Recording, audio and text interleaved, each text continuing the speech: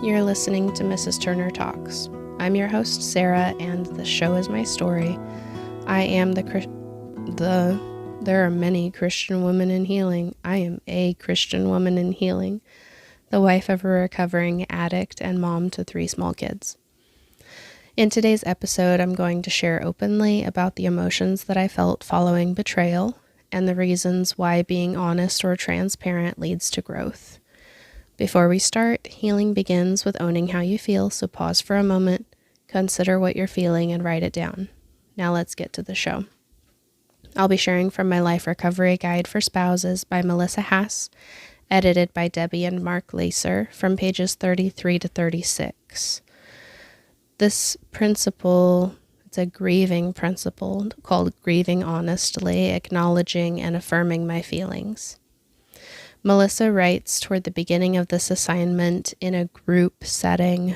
So I made the brave effort to turn up the corners of my mouth in a smile and said something spiritual like, I'm feeling hopeful because I know God is working everything in my life for my good and His glory.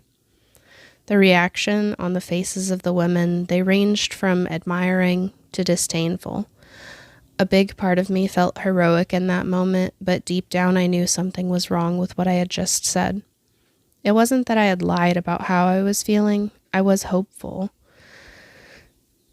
It was just that I wasn't completely honest, and there were other things I was feeling besides hopeful, and they weren't as nice or spiritual.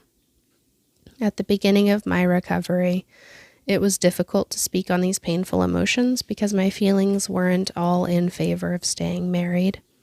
I was very distrusting and angry, and this was mixed in with all of those feeling hopeful days. Our family of origin generally teach us through their actions and reactions that it's what is okay to say or feel and what may cause us to be emotionally or physically hurt.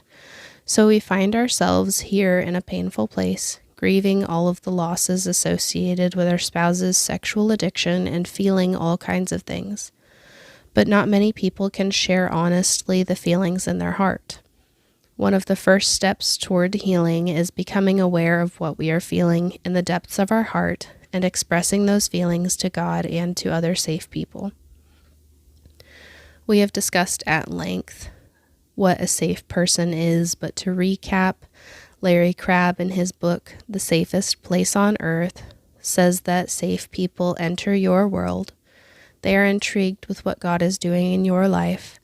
They ask you questions. They honor your place on the journey, and they do all of this without any agenda to help or to fix.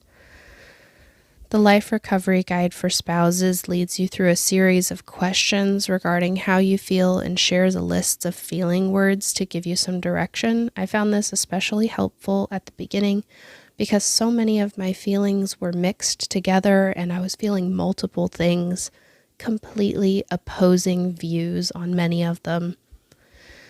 I felt very vulnerable doing the assignment. It was like having the wool pulled off of my own eyes. The emotions that I was not yet okay with sharing in my group, I was finally able to give them names. I say at the beginning of all of these episodes that healing begins with owning how you feel, and that's because of this assignment. I felt inadequate toward God because my feelings were not good and happy and grateful. My sin nature was abounding. I felt helpless, distracted, and frustrated by my children. My feelings about my spouse, I was crushed, hopeful about the signs of growth, hurt, and lonely.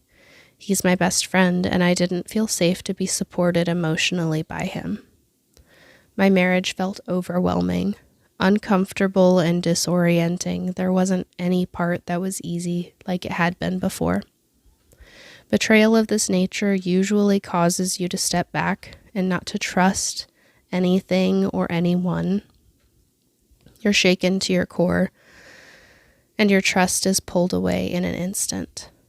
I felt really angry about him not communicating with me about the desires that he had or his feelings related to sobriety. And I felt very guilty about being uncomfortable with him. Was I supposed to touch him? Was it safe to touch him? This was in a sense of him betraying me by turning to pornography. My husband has never hurt me physically. I chose very well. I picked a gentle man. My next journal entry was simply, God, I'm so sad. I let myself feel what I felt, and I admitted it honestly. I did a reflective listening sheet. I'll have information linked in the notes about that.